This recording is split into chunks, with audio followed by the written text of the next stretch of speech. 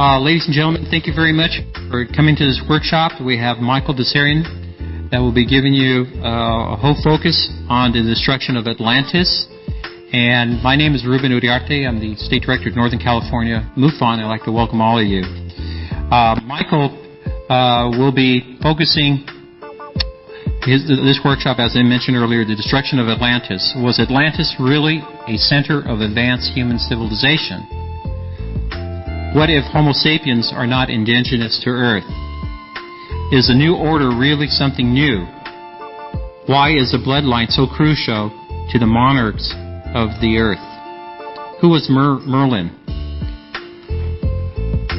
The Mahabharata in India. That's with the Spanish twist. The Trojan and Celtic wars were all going on relatively simultaneously. Who are the fallen angels that are spoken in the Bible and the Dead Sea Scrolls? Michael will clarify once and for all who they are and how humanity has been affected. Ladies and gentlemen, Michael TSARION. Okay. I'd like to come to the synopsis so we can get to the matter of how much influence there has been in our society from these visitations and the coming of the gods. Like I said before, that more than 30,000 written documents from all over the world tell of advanced beings who either came to Earth or were already living on the Earth. We have information.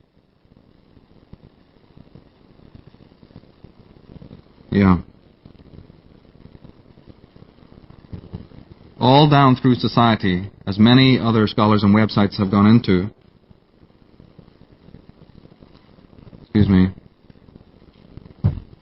About the strange vehicles and visitations.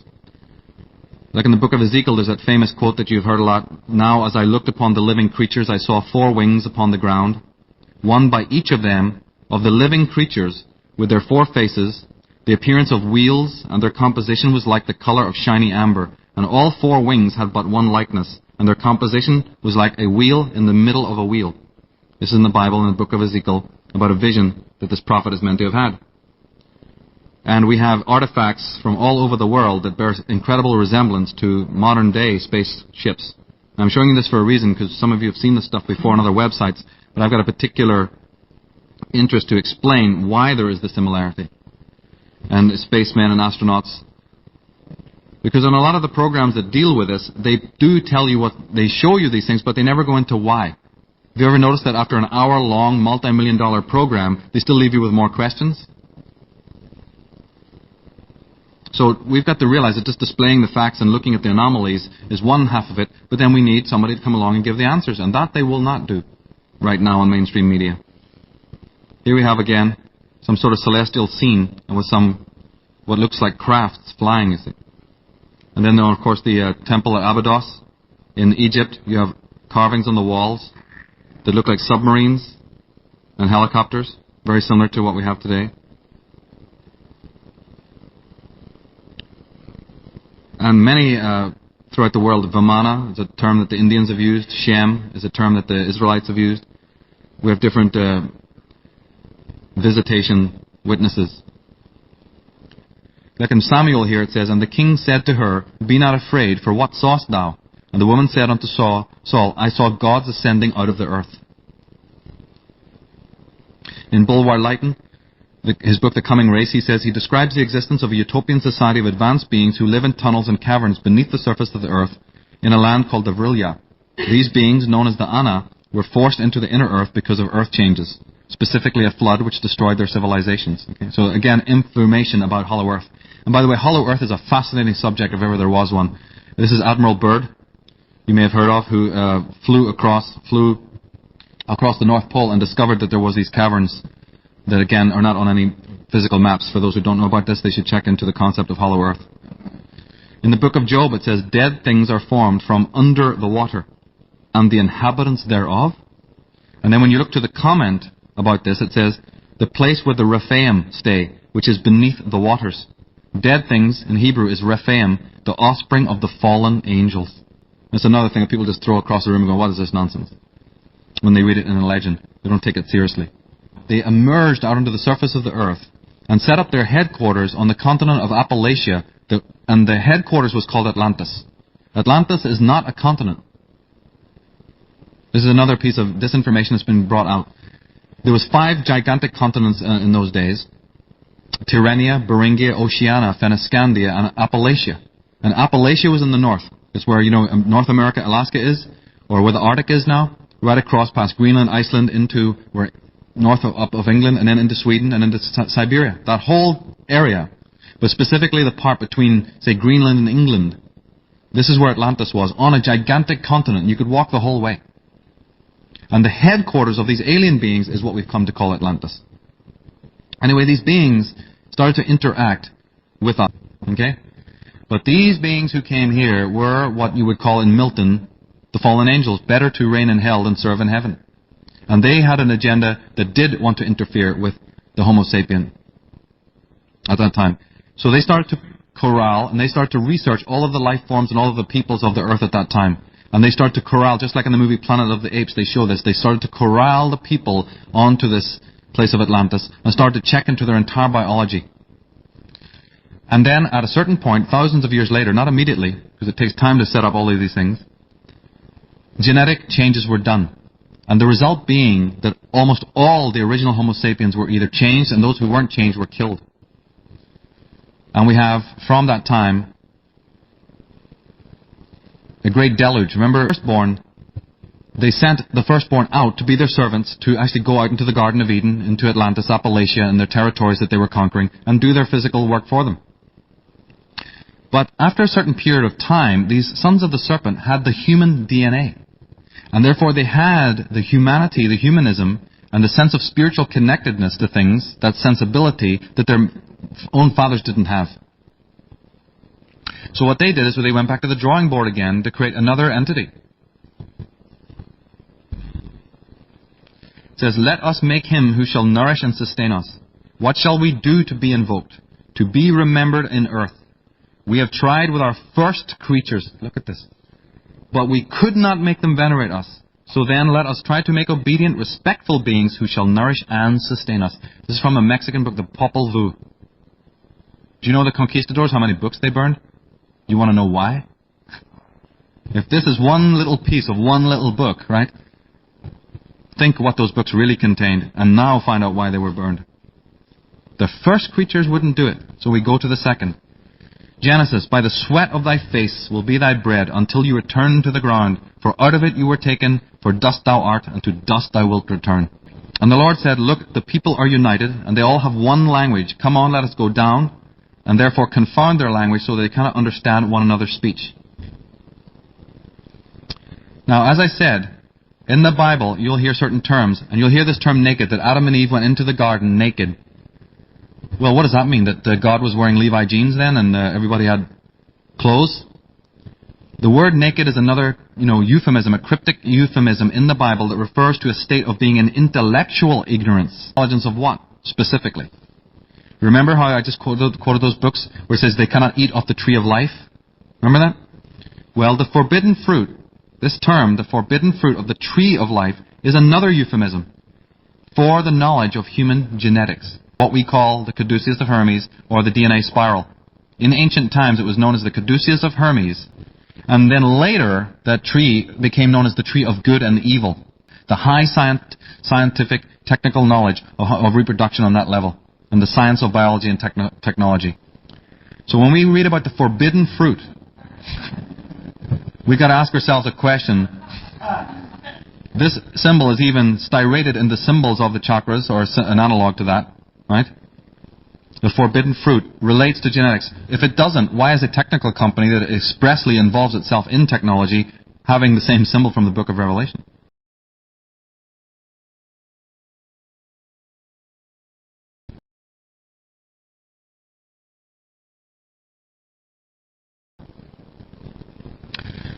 So, now these serpent masters suddenly find out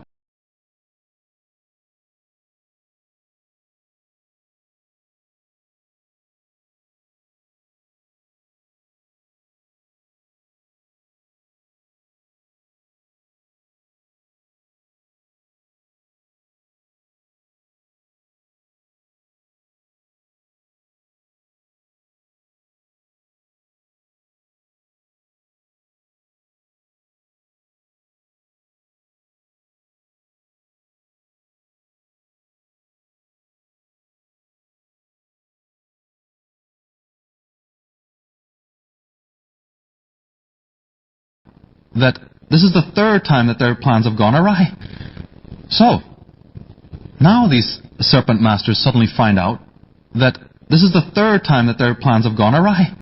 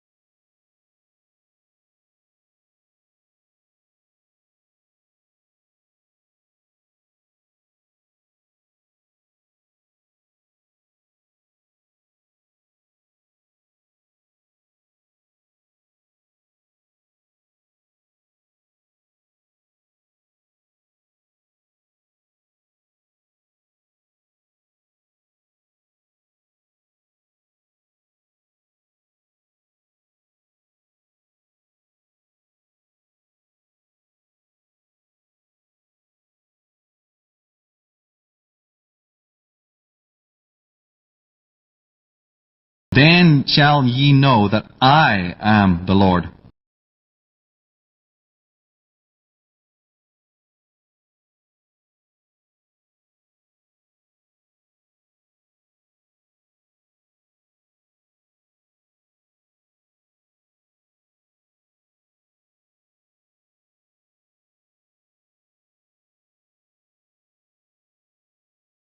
And the kings of the earth, and the great men, and the chief captains, and the mighty men, and every bondman, and every free man hid themselves in the dens of the rocks of the mountains, for fear of what was going on.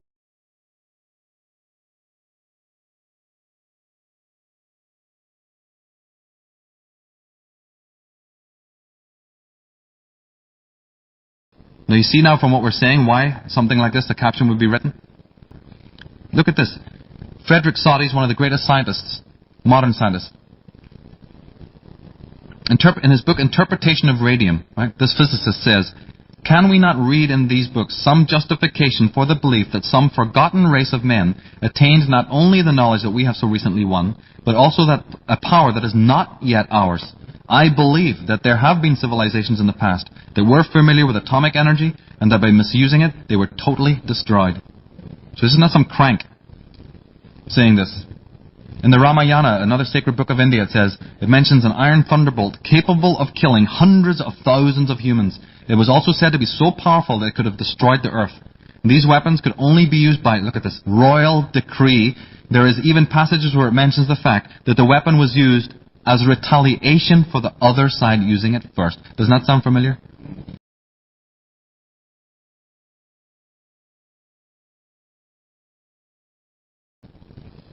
We have radioactive isotopes in Sodom and Gomorrah, where they found the area where they think the Sodom and Gomorrah thing took place. It's rich in radioactive isotopes. And that term, when the angel says to Lot's wife, "Do not turn back, because you'll be turned into a pillar of salt," mistranslation. The translation of the word salt is more like our English word for vapor. You'll be turned into a vapor. You'll be vaporized. Because the wrath of the Lord is coming to this place. Well, they gone there now and they found nothing but radioactivity all over the place.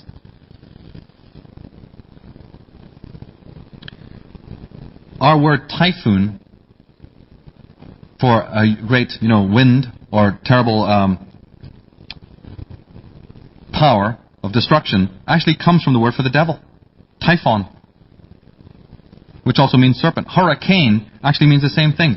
Cane meaning serpent, hurry means the shaking of the serpent. So we even use the terms today implying some sort of beast or serpent. The reason is because originally the serpents did have a war on this planet. So originally monuments were created. When they set up Atlantis here, these monuments began to be created for one specific reason. What do you do when you're lost? Right? You need to find a compass, right? Or a map. So they started creating what we now know as the Great Earth Circles, these monuments in ancient sites, so that they could find out where they were, because that takes a long time. The very looking at the motion of the sun during the year, when they saw the sun, just to find out what the cycle of the sun is would take them a whole year of daily observations. So they built these rocks and stone, these monuments, to map out exactly what the cycles are, sketch the background, and show you how many texts actually talk about the War of the Gods. Because if I was just telling you it, you wouldn't get it. It's there. It's in the records. But why are we 11,000 years later still talking about this? If evil had triumphed, right, the serpent masters of God, we'd all have no problem. We'd all be slaves, working in mines, and no worries, right? Completely over and done with. Evil would be all over the world. And if the good side had won, well, then we'd all be living in peace and harmony, wouldn't we? In a paradisical civilization. Neither which are true. We have the schizophrenia I was talking about earlier. Then the Tahoe, not far from here, the Tahoe Indians are saying, there was a time when their tribe possessed the whole earth and were strong and numerous and rich.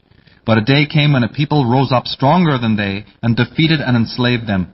Afterward, the Great Spirit sent an immense wave across the continent from the sea, and this wave engulfed both the oppressors, look at that last line, both the oppressors and the oppressed, leaving only a very small remnant. Very suggestive that. Remember, their whole thing was that they were technologically advanced. When the Earth did this, it destroyed all their hardware, or most of their hardware. All the computers, all the supercomputers, all the technologies that they had, all the weapons of power, their spaceships, the lot, the computers, everything gone. Remember, their whole thing was that they were technologically advanced. When the Earth did this, it destroyed all their hardware, or most of their hardware. All the computers, all the supercomputers, all the technologies that they had, all the weapons of power, their spaceships, the lot, the computers, everything gone. They suffered. Their numbers were reduced as well. That's why it didn't get the end game done then. So, I don't know how much time we have left, but let's just go as much as we can. There was a point then. Do you think that these people would just sit around and do nothing about it? Their agenda has become then the moving of mankind forward to the point where the super technological hardware that was destroyed in the War of the Gods could be remanufactured. Some instruments and weapons survived, and these were sequestered in underground chambers and in temple precincts referred to as the Holy of the Holies. To keep everybody else away from it, So they give it this holy bit slant. No, I thought God works through people to people. He doesn't need objects to work through. That already makes me suspicious. I'm not saying that minerals and other things don't have power. Of course they do. But you're talking about God, it's immediate, it's direct, So this is what this was done. They'd build a temple. They'd build what we now know as a temple or a church. And they'd build it, with different chambers or underground chambers. And then they'd say that we're putting in there the holiest of things. All they are is a big building to protect what's left of this technological hardware that we now know as some sacred relic or something like that. You've got to read behind the lines. In Welsh, in the Gaelic tradition, they have a group of people called the Perelt. Now, the Perelt is a fraternity of powerful druids who practice metallurgy in the caverns deep beneath the earth, who fashion artifacts like the cauldron of power, as well as instruments known as the gifts of the gods, which were guns, by the way, weapons. Comes Beaumont. He says, I have said comparatively little in regard to the prehistoric science and weapons, including firearms, although it is manifest that they have played the most vital part in ancient power politics, as we term it in modern days. And the possession of knowledge of metallurgy must have been one of the most urgent yet secret objects on the part of those who desire to rule the ancient world. In analyzing the past, I cannot overstress how vital and important is always the problem of weapons. Now, what we have to understand is that the tremendous death toll of all the flora and the fauna and the animals, and if you read my dossier, I have quotes of all the devastating, even from Charles Darwin, and lots of talks about what actually took place on this earth in greater detail. So it was decided at this time that, for safety's sake, that they would spread out in small contingents to the rest of the known planet at that time.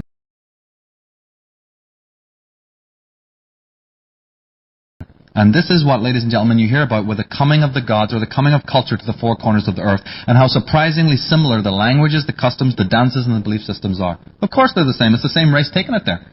But it was done for safety's sake, so that they knew at least if, some of us are killed, or some of us don't survive, some of what we have, knowledge, which came from some of the sons of the serpent, they were still living at that time, it at least will be preserved. Now the other gang, I'd say 50. Some people say the Council of 13. Some people believe that only the Dark Brotherhood, only 13 of them remained. I think that's a little light, maybe later on, but there may be about 50 of these beings left. They did the opposite. While the other ones were diversifying, they were condensing. And they condensed at the new equator of the planet Earth, around what we would call now the Middle East, specifically Mesopotamia, Sumeria. And they started creating their empires. They congressed at that place and started building the empires that we know today to be of historical, post-Diluvian time. And isn't it true that from the building of those empires comes what we know as historical time? And aren't all those empires based on bloodshed, murder, repression, and inhuman things? There's a reason. Find out who's the back of it. Isn't it the time from that when we get gender dichotomy, class dichotomy, urban living, which is totally unnecessary, overpopulation, all of the things that plague our societies today come out of a specific time and date. We've got to find out who was behind those empires. Why there was so much bloodshed. Who was doing what to whom. Manly Palmer Hall, he says, to repress rebellion is to maintain the status quo, a condition which binds the mortal creature in a state of intellectual or physical slavery. But it is impossible to chain man merely by slaving his body. The mind also must be held, and to accomplish this, fear is the accepted weapon. The common man must fear life, fear death, and fear mostly the overlords, the keepers of his destiny. The sons of the serpent merged out. I wanted to talk about the monuments again. A lot of times because none of these original beings exist anymore, by the way. Right? The original masters, alien masters, even though they had very long lifespans, none of them are alive today, and neither are any of the original sons of the serpent. All that is left now is people who are their bloodlines, right? Their DNA bloodlines.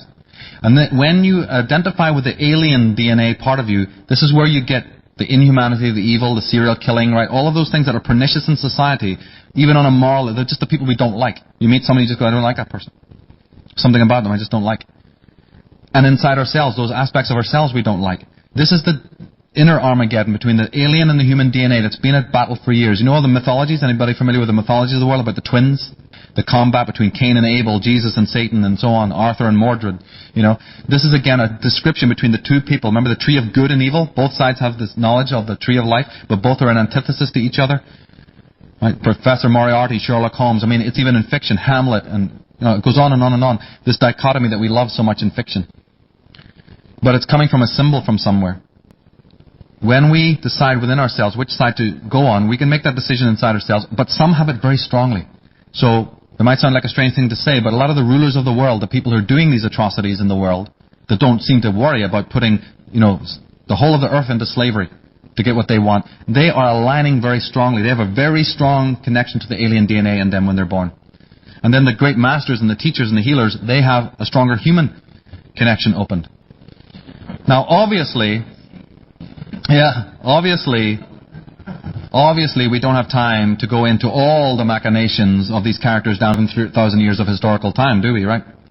You can do it on your own. There's Booktree carry amazing publications there on the way that they've done this. But there's something I've been purposely omitting to talk about in regards of all of this. Erected what is known as an etheric barrier around the Earth, around our Earth.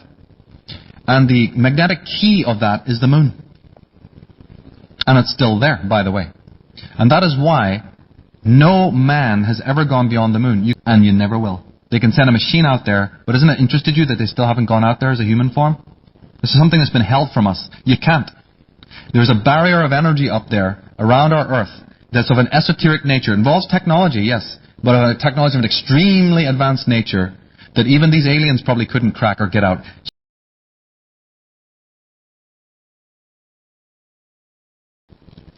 And this ethereal barrier around it is called the Stargate, or the real Stargate. See, the other side give you updates on how well they're doing to get out of it. It's called the movies. And this barrier is well known to the ancient alchemists and so on. And the symbol that has been used is again the serpent. That etheric barrier was known in Chinese astrology as the dragon's head and the dragon's tail. Anyone who knows about astrology knows the moon's nodes, the nodes of the moon. This has to do with the barrier, and you've always seen the protecting circle of the dragon used in mythology and folktale, right? And many people have dreams I've talked to have connections between the symbol of the moon and the symbol of the dragon. And they don't know why. You know? And then they read my material and go, my God, you just explained it, why I have those dreams. Because they've been moving us forward to get up to the point where they can rebuild the technology. And if you look at history properly from that just one agenda, ladies and gentlemen, you will find out that almost everything that has been happening for 1,000 years has been doing that. You don't need Gene Roddenberry or some mystic to tell you why is it. Everybody, even the countercultural pundits and thinkers and activists have been wondering, why is it that our technological scientific ability is so much far in advance of our psychological, emotional, and spiritual development? Because it's been pushed that way. That's why. Because some people are hell-bent on making it that way, who control the empires through the hierarchical system. But you can put up many questions, but what's the answer? How did this all come about? Why is the eye at the top of the pyramid a reptilian eye? If you actually get a blow-up of the eye at the top of the pyramid of the dollar bill, it's not a human eye. Why are there 13 levels? There's many, many things that a lot of people haven't got into with this.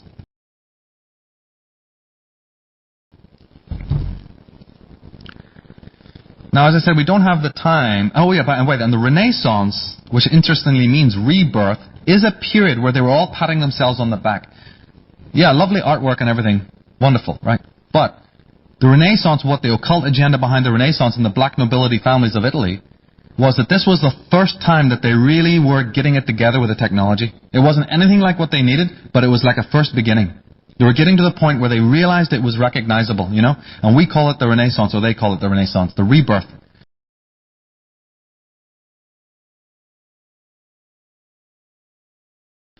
Where finally some of the science and the scientists started to come together, it was looking like it was the rudimentary beginnings of what they originally had before the technology was lost. Now, we, as I said, don't have time to go through all 11,000 years of what they've been doing. I have to leave that to your own research. But I can draw one picture for you about a specific time that happened in England in the 14th, 15th, 16th, 17th century, but specifically the 17th century, at the time of the Tudor dynasty. A big agenda, an important thing we need to know about concerning this matter took place. And it has to do with this character on the right, who's known as Sir John Dee. And he worked for the British government. And interestingly enough, he was also ambassador to the court of King James. And he would go as an ambassador to Queen Elizabeth I. He would go to different countries. And when he wrote back to her, at the bottom of any intelligence documents he gave, he wrote his signature 007. Notice MI5's logo. Look at the pyramid and the eye at the top. See that? Well, John Dee was a great occultist, sacred geometrist, and court astrologer to Queen Elizabeth, and black magician. And he worked for this woman, who is called Elizabeth Tudor, the daughter of Henry VIII. The original, who must be obeyed. But her name in history is interesting, I would say. Right? She was known as the Virgin Queen, and it's not because she couldn't get a man. This is about something else. They've told us lies in history, but Virgin Queen, remember how the offspring of one of the sides would procreate? Think about it. And John Dee was a Rosicrucian, which is a secret society of Freemasons operating in the world. And that is why in all government buildings, as Jordan Maxwell and people have pointed out, you have the Rose Garden and the symbol of the rose. In every capital city of the world, you have the Rose Garden, and the Bohemian Society and all these groups use the symbol of the rose, the Tudor rose. So John Dee was the man around the time when they actually discovered that there's a barrier up there, because by that time they had telescopes, and they maybe had some primitive flying ships. I mean, we've heard about the flying ships for thousands of years, right, and the stuff I've told you about already. But they may have made some primitive crafts and tried to leave the planet and couldn't do it. So it was around about that time, the 13th, 14th, 15th century, that these technocrats realized, hey, we got a serious problem here. We've just spent almost 11,000 years trying to build up the hardware to get out of this planet, and now, no matter what we build, we can't get out because there's a blinking Stargate up there. So they were in turmoil, and that is one of the reasons why those periods of history are so important, not for the reasons they've been telling you in history school. They really were in a dilemma. They were imprisoned in this planet. Remember in the book of Revelation it says, and God will chain the beast to the pit for 1,000 years? Right? Satan being chained to a pit. They realized they couldn't get out. So John Dee, to cut a long story short, said, well, we need another approach. We'll not stop with the development of the hardware. Keep that going. But we're going to need an altogether different approach. And he contacted his patrons, the Queen of England and her coterie, these original Illuminati types. And he said, what we need to do is go to a completely higher form of intelligence. Not extraterrestrial, but pan-dimensional. They may be able to help us with this. This is not the first time that such a portal has been opened on our Earth, and it wasn't the last. John Dee contacted some beings that C.S. Lewis refers to as the Macrobes. He says that under our level of perception, we have the microbes. A couple of hundred years ago, if you had talked to anybody about microbes, microbial life, bacteria, they'd have laughed at you. They'd have thought you were insane and probably locked you up if you described that. Then we developed the telescope, and now it's common knowledge, right? A whole universe of life forms, right? Beneath our perception of vision. Well, C.S. Lewis says there is another level above us, on the next level up almost, which is the same. You can't have a physical instrument so much to deal with it. The instrument of noticing that and knowing that is the human intuition. Or shall we say the human imagination. But John Dee, being an occultist and a magician of very great power, opened a portal in England in the 14th century. The 15th century was opened in England. And he contacted beings of a higher grade of intelligence. This thing is a whole study in itself to do with occultism and what have you. And he contacted these Macrobes. And these Macrobes actually don't like being pestered by inferior types like him. And we can't say they're good or they're bad. You know, that those terms ain't going to work with this. But the long story short, as his mind is nearly frazzling with their interaction, they actually did tell him, oh yeah, what's your problem? And they said, oh yeah, we have no problem with that. We can help you with that. We can, fix that. And he goes, well then, let's do it. But the only trouble was that in order to do it, the information that they had to pour through his consciousness, he very quickly realized would take literally thousands of years to manifest in physical time. When the information started transmitting through his work, and his work was called Enochian magic, for those who happen to be into that, when you see all those lovely pictures and quaint images of magicians in circles and all these symbols around and the five-pointed pentagram and all that stuff, have you ever noticed how many of those symbols are actually planetary symbols for the start?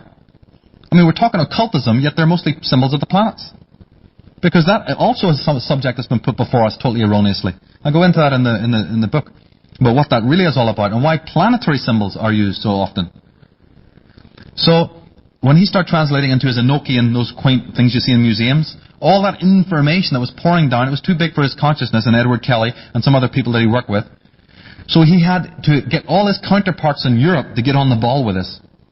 So all these Illuminati families and black nobility intelligence people, they were all working simultaneously at the same time. But then obviously history would notice this, wouldn't it? That all of these families start getting into what looks like the occult. So they sold that back to us as a period in history when suddenly there was a renaissance of esoteric knowledge in the world and everybody was into it. As if it's sort of something like a vogue thing, And I'm not saying things like that don't happen. But all over the planet, all these rich families and rich people start getting into the occult. They've got to put it before us in this quaint way, just like they put swashbuckling movies of Errol Flynn in front of you, to tell you something. The real story behind that is that these scholars were all working independently on this vast amount of knowledge which was pouring in day and night through the consciousness of the psychics of the world who worked for these royal families. Cornelius Agrippa and all of these other people were doing it, writing it down. And then later on it was discovered that it's so much information, what they're telling us, and it's also very hard to practicalize, and also they don't even know what it is because it was a very advanced science. Way beyond what this guy could translate. So he had to hand all of these dossiers out. And then later it was realized that having each of these intellectual geniuses working in their own little garrets up in the Bavarian hills is not good enough. We're going to have to, this knowledge is getting so much now, you have to bring it together into places where the scholars can come. We call those places universities. Universe cities. Cities of the universe. Or colleges, where you collage information. You see, it wasn't good enough to have everybody doing their own research. The knowledge was getting so immense, they brought it into central places. It's not for you, me, and Grandma to go and get educated and get a degree. They don't care about us. They never did. Now you can do it. They've offered us the privilege, thank God. But my father and your forefathers didn't even know that. Just 50 years ago, didn't even have the privilege of education. So, think about that. We have the privilege. We get a little bit, arrogant about it. Yeah.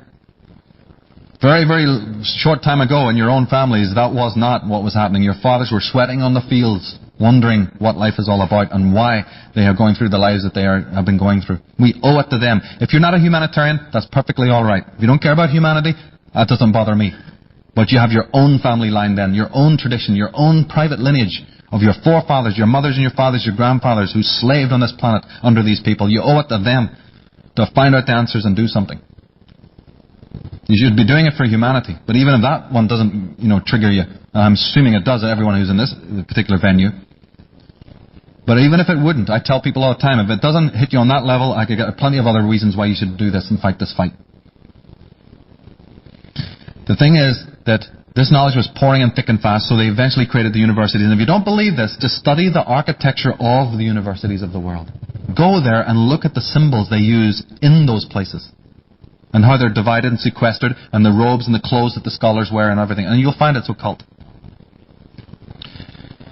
Part of the information that was transmitted to these people from the Macrobes was that in order to even begin to build what you need, you're going to have to basically use the entire planet's mineral resources to get the very physical wealth, to pay the people, to do whatever. It's like running a business, right? Anybody here is a business owner, they know what I'm talking about. Well, this is a business that incorporated building super technologies. So is it not from the 14th and 15th century that we have the rise of the British Empire? This tiny little country that stretches its tentacles out to the rest of the world? Isn't it from that time that we have the universities of the world rising? Isn't it from that time we have the stock exchange rising? Isn't it that time we have the Industrial Revolution's beginnings? The agricultural revolution, right? Think of just how many things that we now take for granted that came out of that particular time. Wasn't that the time of the new science of Francis Bacon and Newton and Copernicus and Kepler? All looks very divided, doesn't it? Well, because it's divided, because we're learning it from the universities who have been put together by them in the first place, who know how to disseminate the knowledge so that you won't see the overall pattern. But the few at the top of the pyramid know what is really going on. These things don't just arise by themselves. Just study those periods themselves, please. If you go even on a trip to England, on a holiday, and you go through those lovely estates, those beautiful estates of the landed gentry, just ask, when is the architecture? Ask the guides, when do these get built? 90% of the stately homes in England were all built around the 16th century. Something happened in that time of England that we now inherit, which we have as modern times. Before that, the kings were shivering in their castles. They didn't even have glass for the windows. And yet suddenly something happens. So the British Empire arose, and they sent out the pirates. They sent out their emissaries from the Hudson Bay Company and the East India Company to the four corners of the world to enslave the world, to get the mineral resources, to get the slavery, to get the gold, to bring it back for one agenda orchestrated by just a very few people of the Tudor dynasty. America's destiny is very much involved in this. Through the Hudson Bay Company and the Russell Trust, this country was also taken over by the pirates. Pirates, the word pirates is from pyrate, fire. The fire ones, the Illuminati, the ones who have the fire. Right? We've been watching too much Errol Flynn, and they put before us all this romantic stuff. Find out who these characters were and what they were up to. Just study the pirates alone. Just study the main pirates and their biographies, those characters. It's a fascinating story will unfold that you won't be able to explain unless you have these answers. Some of these pirate leaders had tremendous magical powers. They were also extremely brutal and ruthless.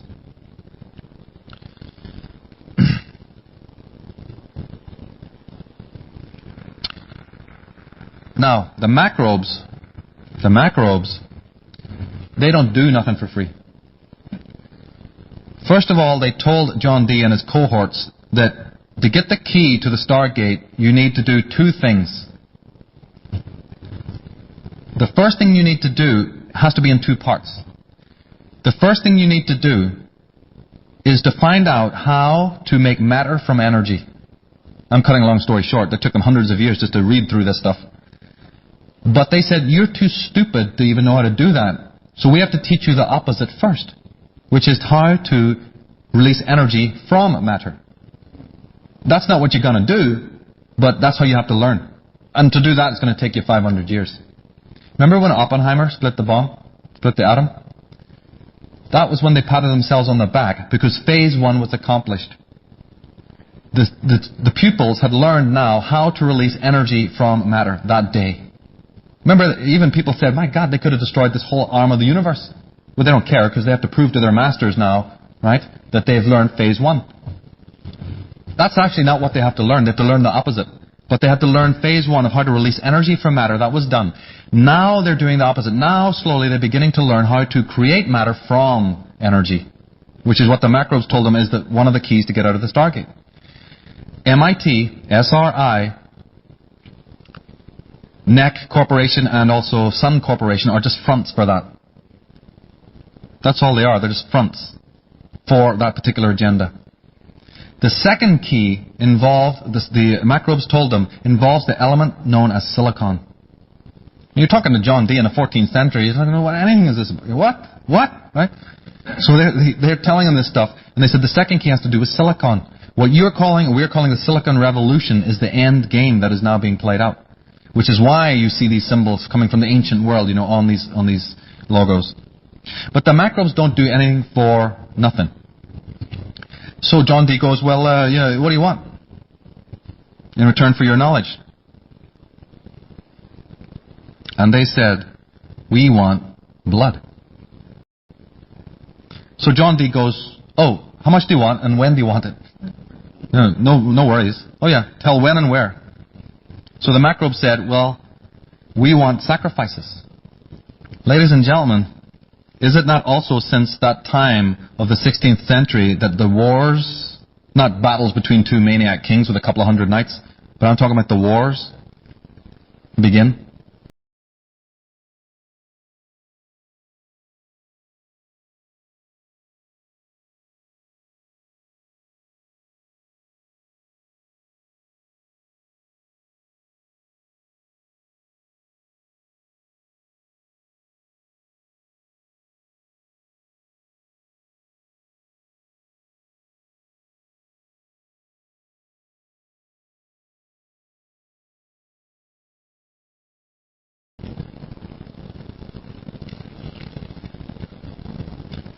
So Washington, D.C. is one of the cities that is entirely based on this kind of geometry. And we need to realize it.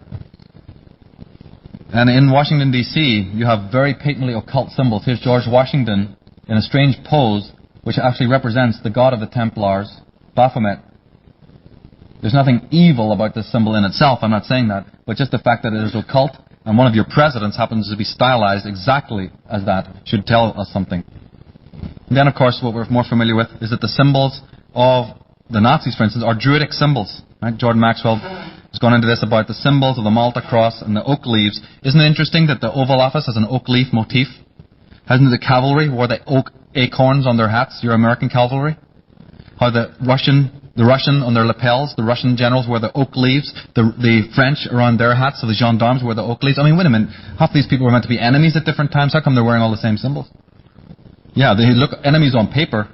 That's about it.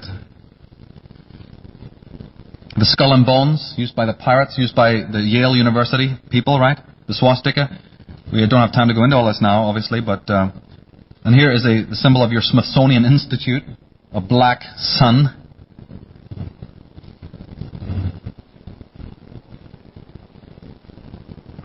And they've also been telling us, by the way, about the two ways that they control the world. The cross and the crown, which is the symbol of the Knights Templar, are the two means by which they've controlled the world. Religion and monarchy. Right? Before any astronomer can pass information to the world, it goes by Vatican intelligence first. Especially solar observations. What would that be all about? In order to get out of the Stargate, they've been trying everything conceivable. Everything you can think of. But then, they've been using this and that. And, it's like a burglar. You have this etheric barrier. What does a burglar do when he comes to a wire fence? He puts in a dummy wire, doesn't he? He clips on a dummy wire and then he cuts the middle wire and leaves a gate to get through, the Stargate, right? That's what they want to do, but you can't do that with a pair of pliers up there. You have to do it with energy. So they've been trying to do it with laser energy, which they mount on the satellites. The first satellites went up so they could do that. So they could beam energies, of a laser power onto the Stargate to try and open a gate. But they don't know the calibration. That's what Stargate's all about, where they can't find the 13th blah, blah, blah, right? They're telling you, they're giving you updates. They can't get through. So they then created recently, through the work of Nikola Tesla, a very, very powerful form of microwave technology. They've been trying it stronger and stronger all the time. It's called HAARP. It was invented here by Tesla. They worked on it in Alaska. But the ultimate goal of HAARP was to mount it on the satellites to try and beam its way through. They've been doing it for a lot longer, this power, this microwave technology. And the problem was that they were doing it for so long that they superheated the atmosphere and created what we know as the ozone layer. The ozone layer is not created by your CFCs. Unfortunately, it's not. It's created by this endless amount of beaming that they do of these microwaves up there that has depleted the ozone layer. That's why they don't care. They knew it was happening, but they're thinking they're getting out. So when you think you're getting out, you go mad, don't you?